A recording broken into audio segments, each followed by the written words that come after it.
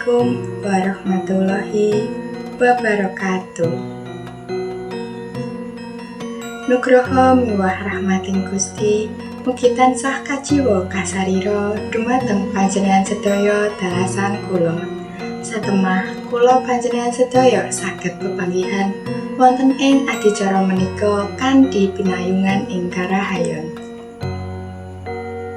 Dumateng para sesepuh, pini sepuh miwah aji sepuh ingkang satu kinabekten. Ingkang dahat kinurmatan panjenenganipun Bapak Dr. Andes Rashid Ratnadi Sosiawan MSI minangka Panewu Kapanewon Sleman.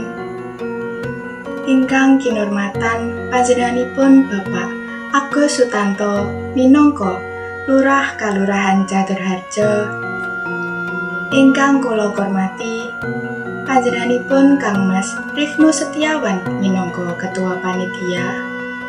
Ingkang kula hormati sedaya kadang panitia saha sedaya para rawuh ingkang bagya mulya. Minangka purwakaning atur, sumangga kula panjenengan sedaya tansah majukaken raos puji syukur dumateng Gusti ingkang Maha Kuwaos. Awit pangestu saha palilahipun kula panjenengan sedaya saged pepanggihan wonten ing adicara bersih desa Kalurahan Caturharjo kanthi manggih Wilujeng Raharjo tebih saking grup Ida Nir ing Sambegala.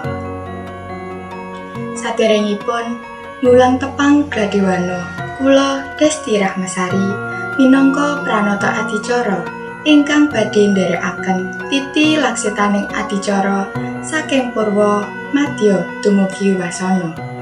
Pramila keparenga kula maosaken menggah rantamaning adicara. Adicara ingkang angka sepisan inggih menika pambuka. Dene adicara ingkang angka kalih inggih menika atur palaporan saking Ketua Panitia. Adicara ingkang angka 3 inggih menika atur pambagyo harja saking Lurah Kalurahan Caturharjo. Adicara ingkang angka sekawan inggih menika tanggap wacana saking Panewu Kapanewon Sleman tumuli ambidalaken kirab bergada budaya. Dene ingkang pungkasan inggih menika panutup. Mekaten menggah rantamaning adicara ingkang badhe lumampah wonten ing dinten menika. Pramila sumangga adicara menika kita wiwiti kanthi ndedonga sesarengan anut kalian kapitadosan ingkang rinasuk. Ndedonga kasumanggaaken.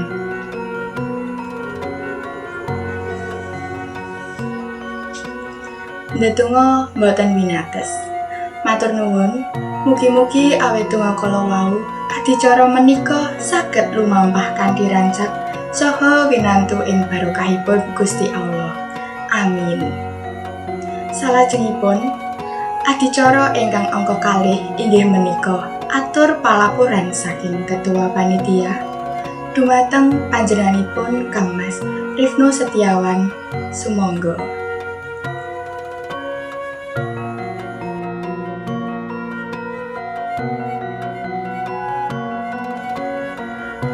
Matur nuwun dumateng Kang Mas Rifnu Setiawan ingkang sampun paring atur palaporan.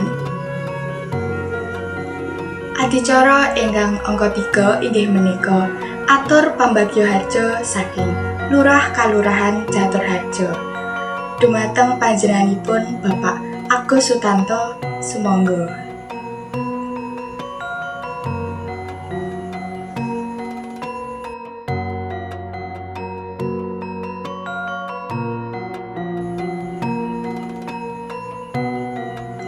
Matur nuwun dumateng Bapak Agus Sutanto ingkang sampun paring atur pambagyo harja.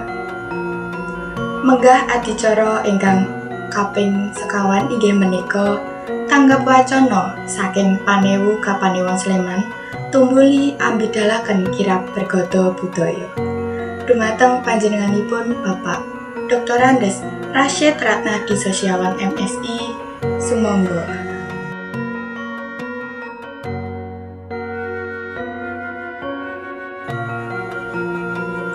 matur nuwun dumateng Bapak Dr. Andes Rashid Ratnadi Sosiawan MSI ingkang sampun paring atur tanggap wacana saha ambidalaken kirab bergata budaya.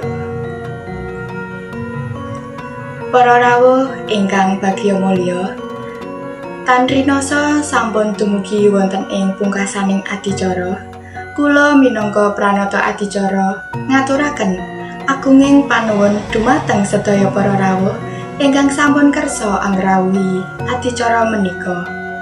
Tentu kula ugi ngrumaosi anggenipun nderekaken titi laksitaning adicara tasih kathah kalepatan saha kekirangan saking basa tuwin Subasita.